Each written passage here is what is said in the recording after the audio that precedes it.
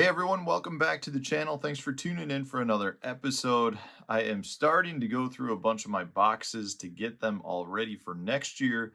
And I recently got a viewer question regarding one of the boxes, and that is specifically my terminal tackle box. So since I have it right here, and I'm gonna start going through it to figure out what I need to add, what I might need to take out, what I might need to just swap out for whatever reasons. I figured I would just kind of walk you through how I go ahead and store my terminal tackle because it is one of those things that I feel like a lot of anglers really do differently.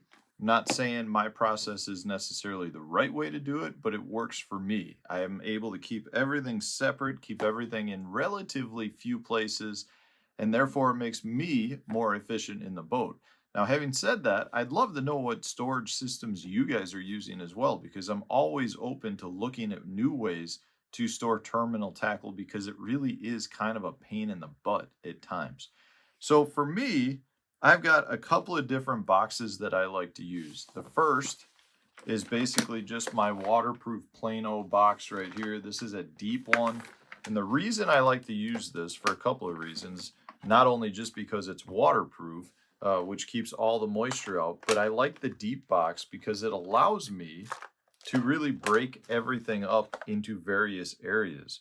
So when I'm looking at this, I've got every little section here is broken up into different things, different types of hooks, different weights, swivels.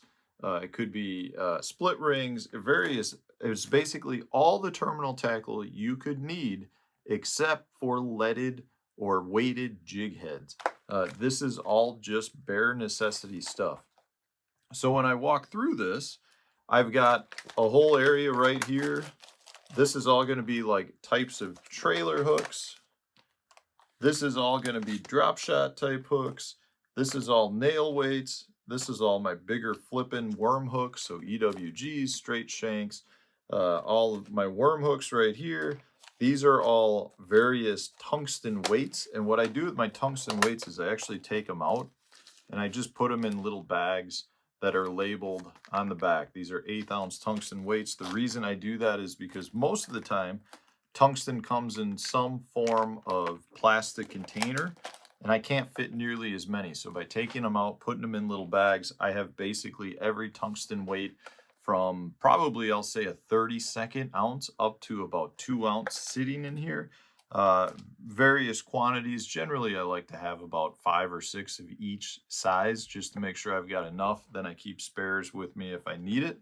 But then if I continue to go through this realm, this is all like split shots. This is all swivels. This category right here is swim bait hooks for like weedless EWG with the keeper mounted on them.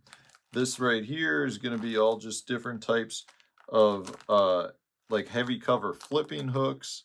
Then down here we've got wacky rig style hooks. This is going to be any sort of pegging, so whether I've got the peg it or I've got bobber stops, and this bottom one is just kind of a myriad of things, everything from like rattles to add into plastics to little spinner blades to various things to add on from that standpoint. So I really try to keep it all separate. Now, I'm not going to sit here and say that it is completely organized, and that's because at this point in the year, things have been put in the wrong place or things have just been stacked in here. And I need to go back through it and go like look at things that are either low in count or remove things that maybe I didn't use. And I've come across a few things that seem to be working better. But in reality, it just kind of keeps it simple. I keep everything kind of separated. So I know a lot of you are probably sitting there going, okay, so what about like treble hooks? Or what about jig heads, whether it's shaky heads or, swim bait heads, things like that. And what I like to use for those are these Gamakatsu GBox storage systems. And the reason for it is they've got this like foam padding that's in here, and you can take your hooks and just slide them in there. So I've got a box with each of these. I've got one that's for shaky heads. I've got one for various swim bait type stuff. I got one that's all treble hooks. So I have probably 10 different size treble hooks just lined right up down the thing. So I can easily pick out what I want, what I don't want. These little boxes store really good in my tackle storage compartment in the Skeeter, where I've got like a couple of smaller, I don't know, smaller recessed areas, and these fit in there really good. So I've got a bunch of these, and I'm going to be going through all of my different tackle and really trying to break it apart. Now, I know some people like to kind of build boxes specifically for the fishery or for a technique. That's totally understandable too, meaning if you are a big shaky head fisherman, you might have a box that has a bunch of your favorite shaky head worms as well as your shaky head hooks in it. And I can understand that as well. I generally just like to keep all of my terminal tackle in specific areas because what I find is that I'm not always using each of the pieces of terminal tackle specifically for what they were made for. Meaning, if I've got a shaky head box, a lot of times I'll end up taking a shaky head hook and using it for something that is not a shaky head related technique. And if that's the case, a lot of times when I used to store tackle in that manner, what I would find is if I was going to a lake where I didn't think I'd be using shaky heads at all, I would remove that entire box. And maybe what I'd find is, I wasn't fishing a shaky head, but maybe I wanted to fish a Ned rig or something, that I could potentially use one of those same shaky head hooks for. And I wouldn't have any of them because they were all in that shaky head box that I had removed. So by storing it in this manner, where I've got terminal tackle, that's one box that's specifically labeled, hooks and weights. If you can see it there, it's kind of fading. It says hooks and weights. I can quickly grab that, and I know I've got pretty much almost all of my terminal tackle in there. And this, by the way, weighs probably 15 pounds. And then I know I've got all of these smaller G boxes that are always in the boat as well. So from the standpoint of terminal tackle, I am never removing or adding into my boat. That is one of the few things that always is a must, always stays in the boat, never leaves it. And that's just based on kind of how I store it. Because if I know I remove one box, the likelihood is there's a lot of different hooks or a lot of different pieces of terminal tackle that are in that box that then I wouldn't have for probably 5 or 6 different techniques. So I really like to have it all in there. I also find that that's one of those things that a lot of times if you're fishing with somebody else, they end up wanting some of that tackle, meaning, maybe they brought 2 shaky heads and they lost them both and they don't have any more. I like to have it all there so that the people I'm fishing with can use it as well.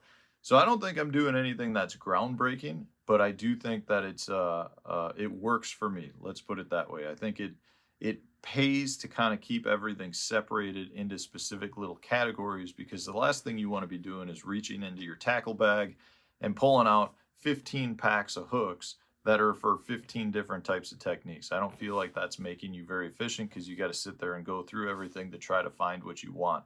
Personally, I feel like if you can keep everything separated into categories, whether that's by technique or whether that's more along the lines of just a bulk bag like this, meaning maybe you've got a straight topwater box versus having, topwaters that are good for a specific lake or topwaters that are good for a specific season. You just have it all in one box.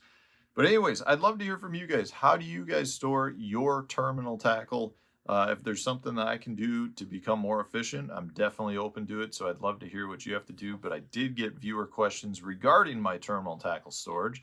So I figured I'd put out a quick video for you guys so that maybe it points you in the right direction. Maybe this helps, gives you some clarification as to how you do it. If it did help you, hit that like button. If you enjoyed the video, subscribe to the channel because we have lots more like this. And stay tuned. We'll have a new video coming out tomorrow for you.